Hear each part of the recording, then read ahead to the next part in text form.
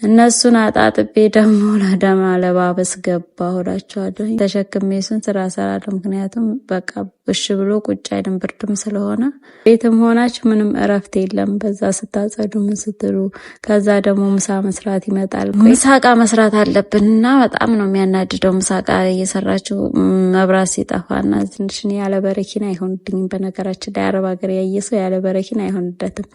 ኢትዮጵያ ያደሰው ደግሞ በረኪና ሽታውን ራሱ እንዴት እንደሚጠላው ለምን አስገባሽው ትምህርት ሁሉ ይሉኛል። ግን እሱ ፈጣን ነው፣ ማሻአላህ ጎበዝ ነው። እንደውም ከመሐመድ በደንብ አፍ የፈታው እሱ ነው።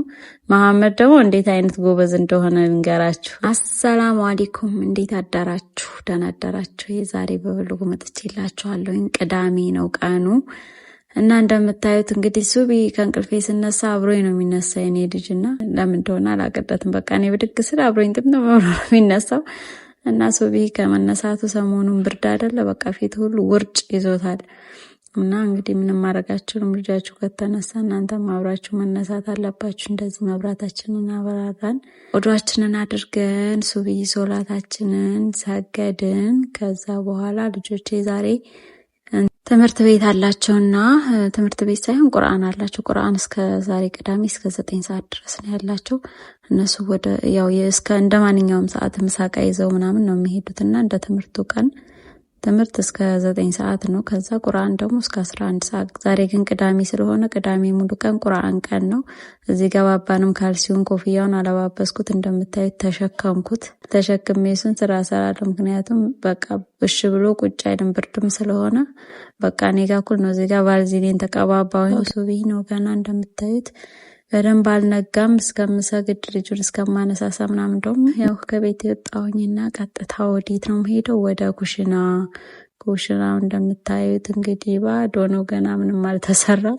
ከኩሽና እና ውሃችንን ከፋፍተን እንግዲህ ወደ ኩሽና ስራ ስንጀምር ሻይ ነው የምጥደው። ሻይ በዚህ ነው የምጥደው። በበራድ ይገነፍልብኛልና በዚህ ነው ማፈላው። ከዛ ፔርሙዝ ውስጥ ነው ማረገው። ብዙ ሻይ አይደለም፣ ትንሽ ነው ማፈላው። ምክንያቱም እኔም ጾመኛ ነኝ። ከዛ እዚህ ጋር ሻይን ጣድ እንዳረኩት መብራቱ ጸጥ እንዴት እንደተናደድኩ ማለት ነው። ከሰል ወደ ማያያዝ ገባን። ምንም አማራጭ የለም፣ ግዴታ ከሰላችን አያይዘን ምሳቃ መስራት አለብንና በጣም ነው የሚያናድደው። ምሳቃ እየሰራችሁ መብራት ሲጠፋና እዚህ ጋር ሻይን ቶሎ ከሰል አያያዝና ከሰሉ ላይ ጣድ ነው። ሻዩን ፈላለን እንደምታዩት። ከዛ ልጆቹ ደግሞ ቁርሳቸውንም እዚህ በልተው ነው የሚሄዱ። ከዛ ቁርስም ትንሽ እዛ ይበላሉና እዚህ ጋር ችፕስ ነው የምሰራላቸው። ቁርስ ስለሚበሉ ትንሽ ችፕስ ይበላሉ። ከዛ ሲሄዱ ብዙ ምግብ ሲበዛባቸው በነገራችን ላይ ይመልሳሉ። ሻይሉን በቃ አይበሉልኝም። እዚህ ጋር ደግሞ ከትናንት የተረፈች ዶሮ ወጥ ነበረች። እዚህ ጋር ቁርስ ሰራሁኝ።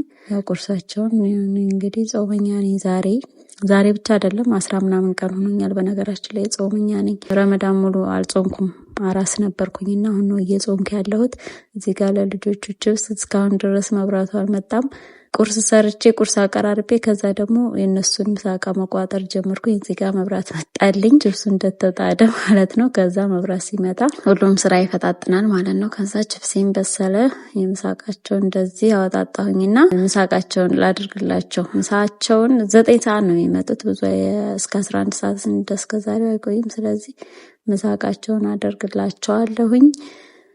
ቆጣጥሬ ደግሞ ወደ ስራ ገባለሁኝ። እስቲ አብራችሁን ቆያው። ችፕስ አደረኩላቸው። እንግዲህ የሚወዱትን ነገር ነው የማደርግላቸው። የሆነ ዝርዝር ሰጥተውናል ከትምህርት ቤት። ግን ፓስታ፣ አብዛኛው መኮረኒ የለውም ማለት ፓስታ ይበዛበታል። ፓስታ ደግሞ ልጆቹ ተደጋጋሚ ከበሉት በጣም ነው የሚሰለቹት አይደለም እነሱ። እኔ ራሱ ፓስታ በየቀኑ ከበላ በጣም ነው የሚሰለችኝ።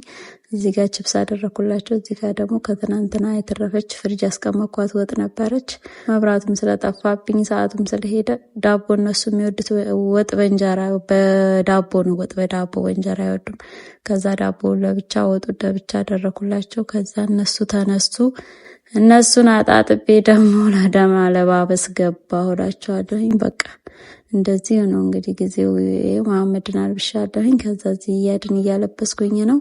ሰዓቱ በቃ እንዴት እንደሚሮጥ ማለት ነው። እና ዛሬ የቁርአን ቀን ስለሆነ ዩኒፎርም አይለብሱም። ይሁን ይሄን ነው ልብሳቸውን ነው፣ ኖርማል ልብሳቸውን ነው የሚለብሱት።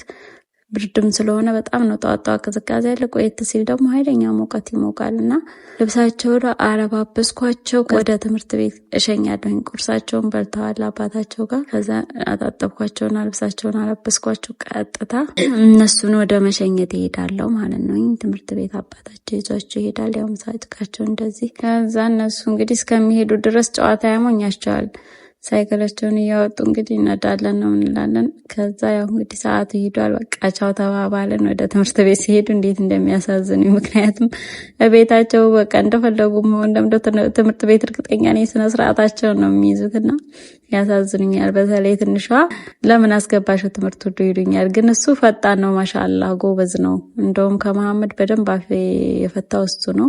መሐመድ ደግሞ እንዴት አይነት ጎበዝ እንደሆነ ልንገራችሁ። እንዴት ሁሉንም ነገር በቃ ቶሎ ነው የሚይዘው። መጥቶ የተማሩትን ሁሉ ነው የሚነግረኝና ጎበዝ ሆኗል። ማሻአላህ ቁርአንም እየቀሩ ነው። እንግዲህ አላህ ያሳድጋቸው። ማሻአላህ አላህ ያሳድጋቸው። ቤቱ እንደዚህ ዝርክርኩ ወጥቷል እና እኔና እንግዲህ አጋዥ ጋር ሆነን ቤታችን እናጸዳዳለን። ልጅ አለበት ቤት እንግዲህ ልጅ ስትሸኙ ስትር በቃ እንደዚህ ነው የሚሆነው። ዝረከረካላችኋለሁ እና እሱን አነሳስተን ሰታትረን ወደ ቤት መጥረግ ገባን። እዚህ ጋር እንግዲህ በጭራ እያራገፍኩት ነው። ትንሽ ረገፍ አቧራው ምኑ ያው የመንገድ ዳርም ስለሆነ አቧራው ምኑ እንዴት እንደሚገባ በቃ 10 ጊዜ ነው በቃ ካላራገፍ ነው ቀን በቀን አይሆንም። እዚህ ጋር በቃ አርጋይ ምናምን አስተካከልኩ። እዚህ ጋር ልጅቷ ትንሹን አያችሁት አድጓል። ቤታችን ጠርገናል። ትንሽን ያለ በረኪና አይሆንልኝም። በነገራችን ላይ አረብ ሀገር ያየ ሰው ያለ በረኪና አይሆንለትም። ኢትዮጵያ ያለ ሰው ደግሞ በረኪና ሽታውን ራሱ እንዴት እንደሚጠላው አንዳንድ ሰው እንጂ የሚወደው፣ እኔ ብዙ ሰው አይወድም በረኪና። እኔ ደግሞ ያለ በረኪና ቤት የተጸዳም አይመስለኝም። ጭራሽ ነው የማይመስለኝ። እቃ ላይ በረኪና አድርጌ ነው የማጥበው። ቤት ሰውረውር ሽንት ቤት በቃ ያለ በረኪና ምንም ነው የማይመቸኝ እላችኋለሁኝ። በቃ እንደዚህ ውስጥ ሆኖ መዋል ነው። በተለይ ልጅ ካለ ቤት ውስጥ ምን ካለ በፊት ላይ እኮ በጣም ብዙ ሰዓት እረፍት ነበር። አሁን ላይ ግን በቃ ቤትም ሆናችሁ ምንም እረፍት የለም። በዛ ስታጸዱ ምን ስትሉ፣ ከዛ ደግሞ ምሳ መስራት ይመጣል። ቆየት ብሎ ደግሞ ልጆች ይመጣሉ። በቃ እንደዚህ ሳትወልድ ረፍ ነው የሚባለው። ሳትወልድ ብላ አይደለም፣ ሳትወልድ ረፍ። ቤታችንን ወላወል ፀሐይዋ ሞጣለች።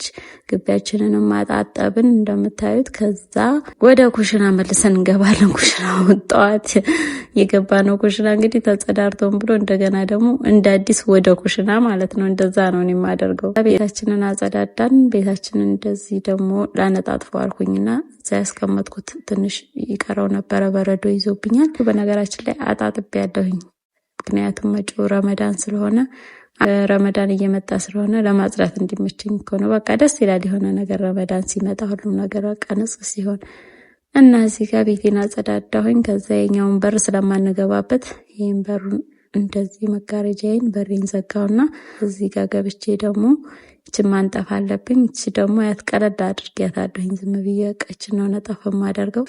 እንደዚህ ኋልን የዚህን መጋረጃውን ለቀቅ አደርገዋለሁኝ። አሁን በአባተኝ ታዲያ ነው በነገራችን ላይ አዝየው ስለነበረ እኔ ላይ ተኝታለ።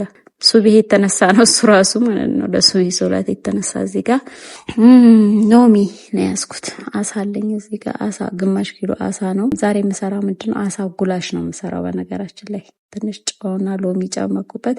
ትንሽ ዘፍዘፍ አድርጌው ቆይና ከዛ እኔ ሽንኩርቴን ቲማቲሚ ምናምን እከታተፋለሁ እስከዛ ድረስ ማለት ነው። የዋሳው እንደምታዩት ትንሽ በረዶ ይዟል። አለቀቀልኝ። ይልቀቅ ካልሆነ እንደዚህ ከታገልኩት ይፈታፈታልና እንግዲህ ምሳ ደግሞ ሰራለሁኝ። አብራችሁኝ ቆዩ። ከዛ ምሳችን እንሰራለን። ሽንኩርቴን እዚህ ጋር አጫለሁኝ። ከዛ ቲማቲሜን ደግሞ እንዲህ ልጫውን ላጥ አድርጌ ስለምቀጠቅጠው የሚቀጠቅጥ ስለሆነ እንደዚህ ጣድ አደረኩት። ቲማቲሜን አበሰልኩኝ። እንደዚህ ከታተፍን። እንደምታዩት ቃሪያ አለኝ፣ ነጭ ሽንኩርት፣ ቀይ ሽንኩርት፣ ቲማቲም። በተለይ አሳ ያን ያክል ማትወዱ ሰዎች ካላችሁ ይሄንን አሰራር ሰርታችሁ ሞክሩት። በጣም ነው የሚጣፍጠው። በነገራችን ላይ አሳ ጉላሽ በጣም ከአሳዎች እኔ እንደውም ወደው ምግብ ማለት ትችላለሁኝ። እና እዚህ ጋር ደግሞ ደረቅ ዳቦ ነው ያለኝ። አሳውን እንደዚህ ቆራረጥኩት። ዳቦ ምፈጫው ነው፣ ደረቅ ዳቦ ነው። አሳውን መጀመሪያ ስለምጣብሰው ለዛ ማለት ነው። እና አሳውን እንደዚህም ከቆራረጥኩት በኋላ በሎሚና በጨው ዘፍስፌው ነበር። እሱን በደንብ አጠብኩት። ያው አሳ እንዳይቆራረጥባችሁ ቀስ እያላችሁ ከዘፈዘፋችሁት ሲጀምር ቆሻሻ ውልቅ ብሎ ይወጣል። እንደዚህ ያጥላችሁ ማጥለያ ላይ አድርጋችሁ ከዛ እዚህ ጋር ያዘጋጀሁት ዳቦ አለ የፈጨሁት ዳቦ። ከዛ እዚህ ጋር ደግሞ አንድ እንቁላል አደርጋለሁ። የተወሰነ ቅመም አደርጋለሁ። ያው መልሼም ስለምሰራው ያን ያክል ብዙም ቅመም አልጠቀምም። የተወሰነ ቅመም፣ ትንሽዬ ዘይት አድርጌ ጨው አድርጌ አሳይን እንደዚህ እንትን እንለዋለሁኝ። የተወሰነ ቢቀመጥ አሪፍ ነው፣ ግን እኔ ብዙም አላስቀመጥኩትም። ቶሎ እየሰራሁኝ ስለነበረ ትንሽ ነጭ ዱቄት አደርግበታለሁ። ዳቦ የሚያንስ መሰለኝና የዳቦ ዱቄቱ የሚያንስ መሰለኝ እና ትንሽ ዱቄት ነጭ ዱቄት ቀላቀልኩበት። በነገራችን ላይ በነጭ ዱቄት ብቻ ከምታደርጉ በዳቦ ይሄ ደረቅ ዳቦ ካለ እሱ ፈጭታችሁ በጣም ነው ጣዕሙ ከነጭ ዱቄት ከሚደረገው ይሄኛው በጣም ነው የሚጣፍጠው። እና እሱን አደረኩና ከዛ አሳይን ልጠብስ ነው። ዘይቴን እያጋልኩኝ ነው። ከዛ ዳቦ ጋር እንደዚህ አድርጌ ከዳቦ ላይ ገልበጥ እያደረኩኝ ጠብሰዋለሁ ማለት ነው። እና እሱ እንደዚህ ጠባብሼ የመጥበሻው አነሰችብኝ፣ ግን ቢሆንም ያው እያወጣሁ ጠብሰዋለሁ። ከዛ እንደምታዩት እንደዚህ ጠበስ አደረኩኝ አሳይን። ያው አሳው ደግሞ እንዴት እንደሚያምር ተመልከቱት። በጣም ቆንጆ ሆኗል።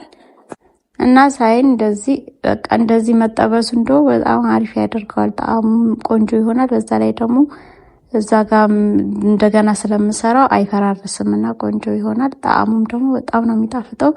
አሳይን እንደዚህ ጠብሼ ጨረስ። ከዛ እዚህ ጋር ሽንኩርቴን ትንሽ በሰል ካደረኩ በኋላ ዘይት ጨመርኩበትና ጠበስ አደረኩት።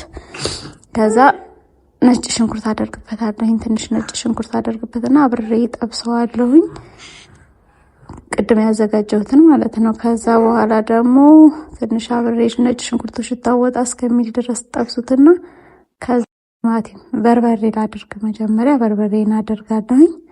ከዛ ቲማቲሜን አደርጋለሁኝ። ከዛ በኋላ እንደዚህ አውቃለሁኝ ማለት ነው። ጨውና ትንሽ ከሙንና ቁንዶ በርበሬ ድንብላል ነበረኝ፣ እሱን የፈጨሁትን አደረኩበት። አሳውን አደረኩት። እንደዚህ የሚጣፍጥ አሳ። የዛሬ ውሎ ይሄን ይመስላል። እንደዚህ ሰርተን ምሳ ቀራረብን። እኔ ጾመኛ ነኝ፣ አልበላሁም። ባይ